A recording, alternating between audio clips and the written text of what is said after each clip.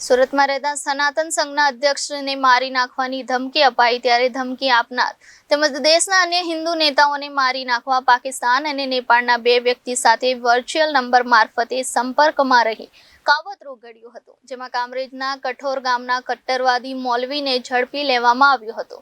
બંદા 10 દિવસના રિમાન્ડ મેળવીને મૌલવીને આજે તેમના ઘરે લઈ જઈ તપાસ કરવામાં આવી હતી। ત્યારે મૌલવીના મોબાઈલમાંથી શંકાસ્પદ સંદિગ્ધ દસ્તાવેજ મળ્યા ત્યારે આજે તેના ઘરે તપાસ કરવામાં આવી હતી।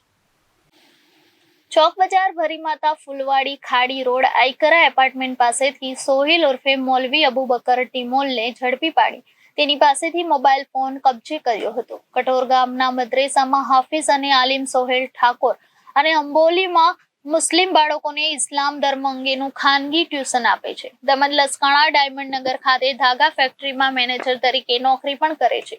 ક્રાઇમ બ્રાન્ચે તેની પૂછપરછ કરતા તેમજ તેના મોબાઈલ ફોનની તપાસ કરતા જાણવા મળ્યું હતું કે છેલ્લા 1.5 વર્ષથી પાકિસ્તાનના ડોગર અને નેપાળના શહેનાઝ સાથે સંપર્કમાં રહીને દેશના હિન્દુવાદી નેતાઓને મારી નાખવાની યોજના બનાવતો હતો। સોહેલ સોશિયલ મીડિયા મારફતે બંનેના સંપર્કમાં આવ્યા બાદ બંનેએ તેને ભારતમાંથી હિન્દુવાદી સંગઠનો દ્વારા નબીની ગુસ્તાખી કરવામાં આવે છે તેમના સીધા કરવાની જરૂર છે તેવી ઉશ્કેરણી કરી હિન્દુવાદી નેતાઓને ધમકી આપવા માટે તેની ઓળખ છતી નહીં થાય તે માટે લાઓસ દેશનો ઇન્ટરનેશનલ સિમ નંબર મેળવી આપ્યો હતો। આ નંબર વોટ્સએપમાં બિઝનેસ નંબર તરીકે એક્ટિવ કરાવી વર્ચ્યુઅલ નંબર કરાવ્યા બાદ સોહેલે સુરતમાં રહેતા અને સનાતન સંઘના રાષ્ટ્રીય અધ્યક્ષ ઉપદેશ રાણાને કમલેશ તિવારીની જેમ મારી નાખવાની અવારનવાર ધમકી આપી હતી। દેશના અન્ય હિન્દુવાદી નેતાઓ હૈદરાબાદના ધારાસભ્ય રાજા સિંઘ, સુદર્શન ન્યૂઝ ચેનલના editor in chief Suresh Chauhan અને દિલ્હીના નુપુર શર્માને મારી નાખવા તેણે પાકિસ્તાનના ડોગર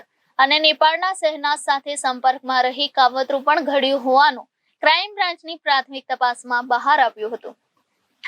સોહેલ સંખ્યાબંધ વોટ્સએપ ગ્રુપ અને અન્ય સોશિયલ મીડિયા મારફતે લોકો સાથે સંપર્કમાં રહી તેમનું બ્રેઇન વોશ કરી ઉશ્કેરણી કરતો હતો। તે પાકિસ્તાનના ડોગર અને નેપાળના શહેનાઝ ઉપરાંત પાકિસ્તાન, વિયેતનામ, ઇન્ડોનેશિયા, કઝાકિસ્તાન અને લાઓસના પણ ઘણા લોકો સાથે સંપર્કમાં રહી ગ્રુપમાં ભારતના રાષ્ટ્રધ્વજ, હિન્દુ ધર્મ અને દેવી દેવતાઓ અંગે અભદ્ર ટિપ્પણી કરતો હતો।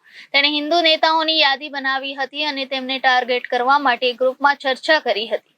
ક્રાઇમ બ્રાન્ચે તેના વિરુદ્ધ ગુનો નોંધી વધુ તપાસ હાથ ધરી છે।